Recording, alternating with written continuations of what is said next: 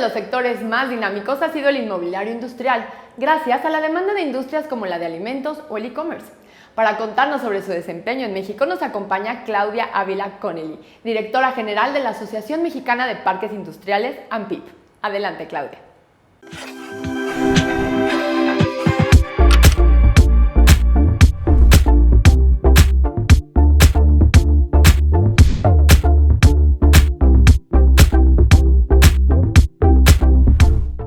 Hola, ¿qué tal, amigos de Forbes? Yo soy Claudia Ávila, directora general de la Asociación Mexicana de Parques Industriales Privados, AMPIP. Gracias por la invitación y es un gusto estar aquí con ustedes. ¿Cuál fue el escenario que se vivió en 2020 a causa de la situación que ya todos bien conocemos, en particular pues en el caso de ustedes, los parques industriales?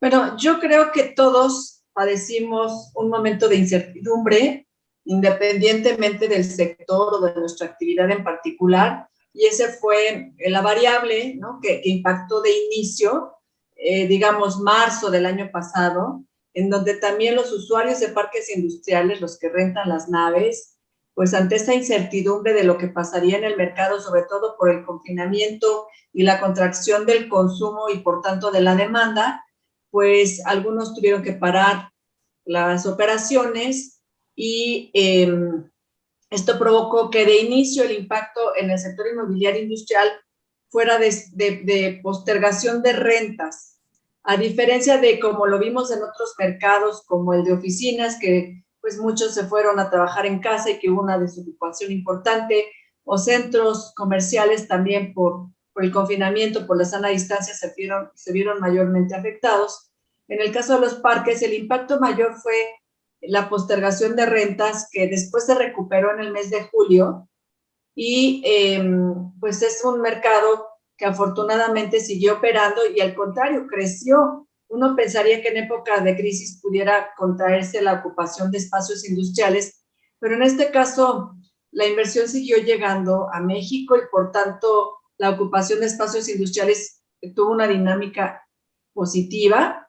¿Y por qué, Carla? Porque estamos vinculados directamente al consumo. Aún estando en casa, pues seguimos consumiendo. Sobre todo, recuerden que se puso muy de moda en los medios las industrias esenciales, que son las que no podían parar, que tienen que ver con alimentos, con medicamentos, y pues gran parte de esta industria a través de toda la cadena de suministro se encuentra en parques industriales. Y habrá industrias que a lo mejor parecieran no esenciales, por ejemplo, tinta, pero si hablamos de las latas de atún y las etiquetas, entonces hay muchos insumos involucrados en un producto esencial, por eso los parques industriales siguieron operando en la parte de manufactura, pero también recuerden que el comercio electrónico tuvo un boom, aun cuando en los últimos 3 años ya venía creciendo la demanda de compras en línea, aún había ese temor de los mexicanos de posible clonación de tarjetas, de fraudes, o muchos no tenían acceso a internet, pero el confinamiento nos obligó prácticamente a comprar, pues no solamente algún lujo, un libro, un electrodoméstico, sino ya el supermercado, las cosas esenciales, y pues esto también se vio reflejado en mayor demanda de espacios de almacenamiento, de logística, etcétera. Y bueno, creo que ya nos contestaste la segunda pregunta que pero era básicamente, pues, ¿cuáles eran estos factores que influyeron en que, pues, el sector no experimentara un impacto tan negativo? Ya nos contaste un poquito, pues, esta parte de, pues, la industria, ¿no? Que, pues, siguió operando y, pues, que eso fue muy favorable para, pues, para los parques industriales. Pero también complementando el impacto o los porqués del auge del sector, es que el segmento de mercado que atienden los desarrolladores de parques industriales es el de las empresas globales, es decir, usuarios potenciales que requieren de espacios grandes, de 10,000 metros cuadrados para arriba, y que están muy vinculados a la demanda de los grandes mercados, en este caso Estados Unidos. Entonces, por lo mismo, si seguimos recibiendo flujos de inversión extranjera hacia México, pues se va a reflejar positivamente en la ocupación de espacios industriales. Y aquí quiero resaltar que esta es una gran evidencia de que México sigue siendo competitivo a pesar de la crisis, a pesar de la incertidumbre, de las políticas públicas del actual gobierno que nos pueden generar cierta incertidumbre, porque no solamente la ubicación geográfica cerca de Estados Unidos, que siempre nos hemos confiado a eso, sino también porque en México hay gente talentosa, y no lo digo solo como una frase de marketing, sino porque realmente los ingenieros de México se los llevan a otros países, los supervisores que aprenden muy rápido, lo vemos cuando las empresas extranjeras ven ese talento, la conectividad, la parte de los servicios, o sea, tenemos todavía muchos retos en la agenda nacional, desde luego, como la parte de la seguridad, la parte de agilidad y transparencia en los trámites, pero aún así debemos sentirnos orgullosos de que México es un país favorito para las empresas globales, y eso lo vemos reflejado, repito, en la ocupación de espacios en los parques industriales. Perfecto. Claudia, ¿y tienen algunos datos que nos puedan dar como, porque decían que había crecido este segmento en 2020, más o menos, me imagino que creció la ocupación, no sé si también la inversión, también ustedes, ¿cómo vieron esta parte? Bueno, nosotros medimos el éxito a través de diferentes variables. Una de las principales es lo que llamamos la tasa de ocupación. Un parque siempre tiene que tener naves disponibles, por tanto, no siempre vamos a ver parques al 100% ocupados, porque los clientes potenciales, los que rentan las naves, pues la requieren en su mayoría ya lista, ¿no? Es lo que llamamos naves en inventario.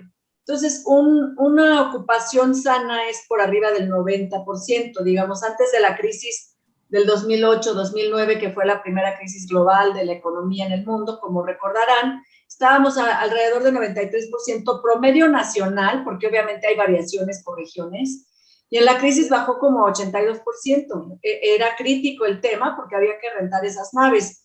Hoy en pandemia, pues los porcentajes de ocupación no bajaron del 90%.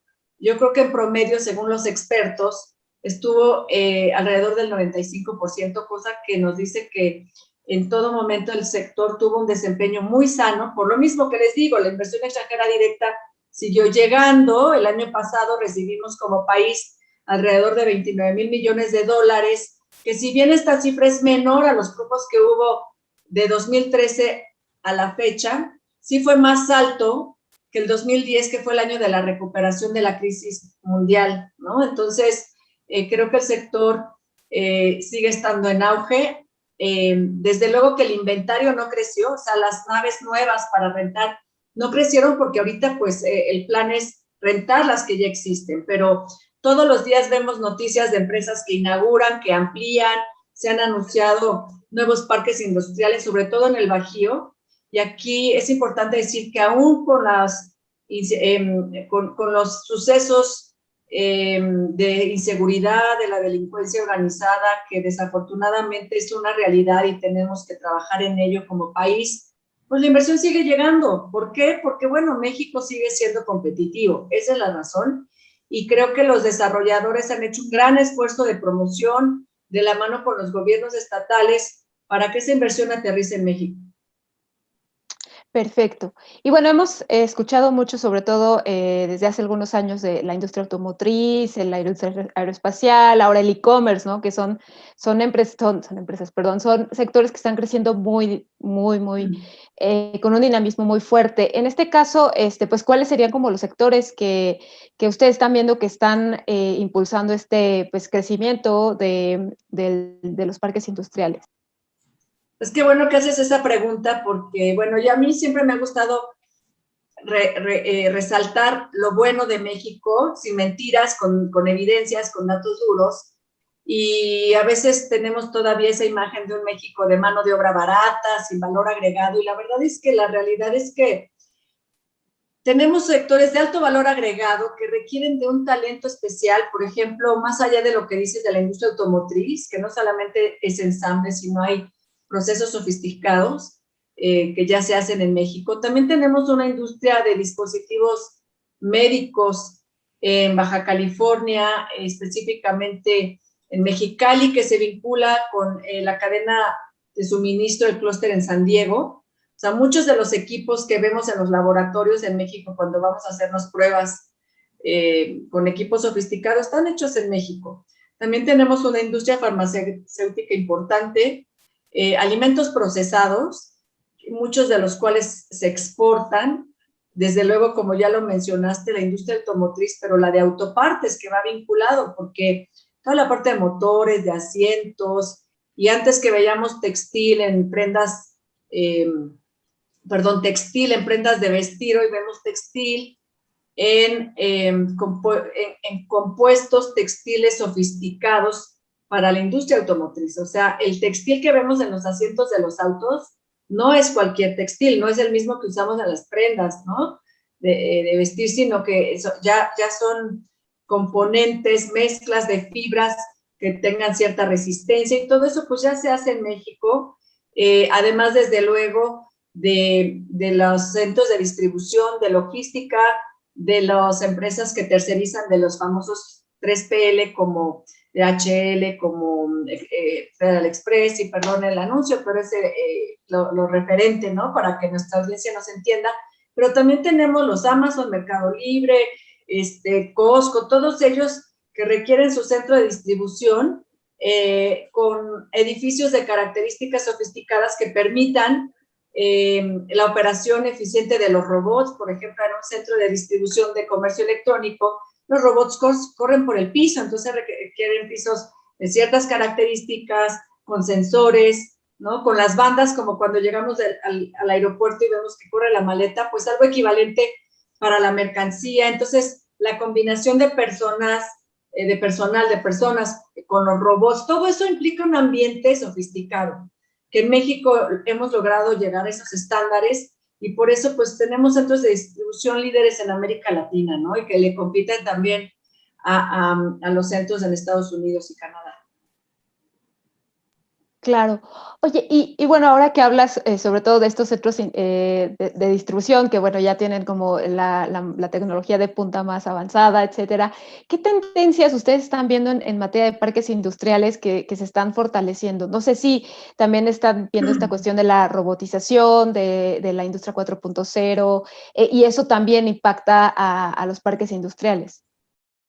Desde luego que sí, y justamente qué bueno que me haces esa pregunta, porque hace un par de años, previendo esas nuevas tendencias a futuro, en la ANPIP elaboramos un mapa de ruta que denominamos Nueva Generación de Parques Industriales Inteligentes y Sustentables, alineados a la Agenda 2030 de Naciones Unidas y los Objetivos de Desarrollo Sostenible, los famosos ODS. ¿Por qué?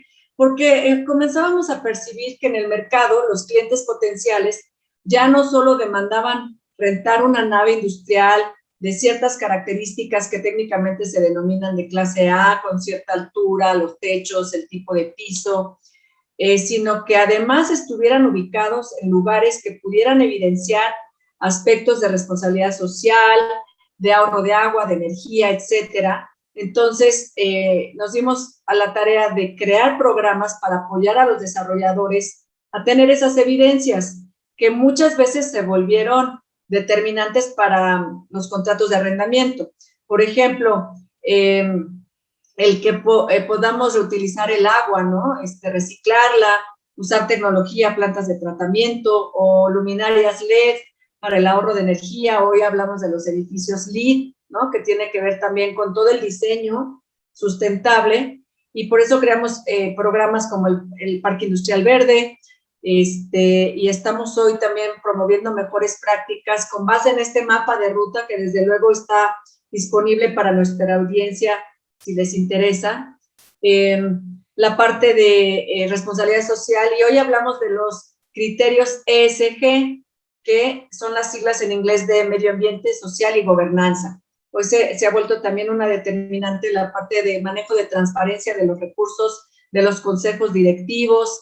Y en cuanto a la inteligencia, la parte de la tecnología, pues la administración de los contratos, el mantenimiento, y hoy en la ANPIP también estamos promoviendo estándares internacionales de seguridad, como el operador económico autorizado, que tiene que ver con tener toda la información, la evidencia de lo que pasa en los parques en la nube, las cámaras de circuito cerrado, que hoy ya también te generan datos de inteligencia, de analítica, que nos permiten tomar mejores decisiones. Y sí, eso es lo que están requiriendo hoy los clientes potenciales y sí es una nueva tendencia en los parques industriales. Perfecto, pues sí, sin duda ha habido una evolución muy, muy importante. Y bueno, me gustaría empezar a cerrar esta charla ya, pues con qué es lo que viene, cómo están ustedes vislumbrando pues el panorama para este 2021, cuál es el crecimiento que están estimando, y pues cuáles son los desafíos también que se vienen, ¿no? A raíz de pues todo lo que está sucediendo actualmente. Como gremio hemos estado muy unidos, viendo cómo enfrentamos los retos en equipo de manera conjunta, y nosotros hemos hecho encuestas de percepción cada 4 meses para saber qué les duele a los desarrolladores, cómo podemos apoyarlos como asociación que los representa, y vemos que en realidad el tema sanitario no fue de tanto impacto como la parte de la incertidumbre en cuanto a transparencia, trámites y seguridad. Eso es lo que está inhibiendo la llegada de nuevos proyectos, el tener la seguridad de mi persona, de mi información, de mis activos, ¿no? Y por otro lado, el que los trámites sean ágiles. Hay mucha incertidumbre, por ejemplo, en cuanto a la conexión para la energía eléctrica, los permisos, por ejemplo, uso de suelo, impacto ambiental, que sí están tardando más de lo normal. Todo eso es lo que está afectando y ese es el gran desafío que enfrentamos, el poder trabajar conjuntamente con las autoridades para agilizar todos los trámites, que podamos invertir en nuevos parques con la certeza de que se va a respetar la ley, el Estado de Derecho. Todo eso es lo que más inquieta, independientemente de la coyuntura sanitaria que estamos experimentando hoy, y que desde luego pues también tenemos que tener cuidado. Se han implementado protocolos en los parques, ayudando a los inquilinos, que son las empresas de manufactura y logística, también a evitar contagios, en fin. Entonces, estamos haciendo lo propio, pero sí es importante hacer equipo con el gobierno para que estos temas de tramitología e inseguridad puedan mejorar, ¿no? Para bien del país, para la generación de empleos y para que podamos recibir más inversión. Es muy interesante saber que los parques, que este sector pues sigue en movimiento, sigue creciendo, son buenas noticias sin duda y creo que este mensaje también. Así es, pues muchas gracias por la invitación y por permitirnos compartir más acerca de este sector que no siempre se conoce, es muy técnico, pero créanme que es muy interesante y que al final de cuentas somos la casa de la industria, de esa industria que cuando vamos por las carreteras vemos de lejos. Es todo un sector que tiene gente que participa, gente experta, que invierte, que genera empleos, así que gracias por esta oportunidad.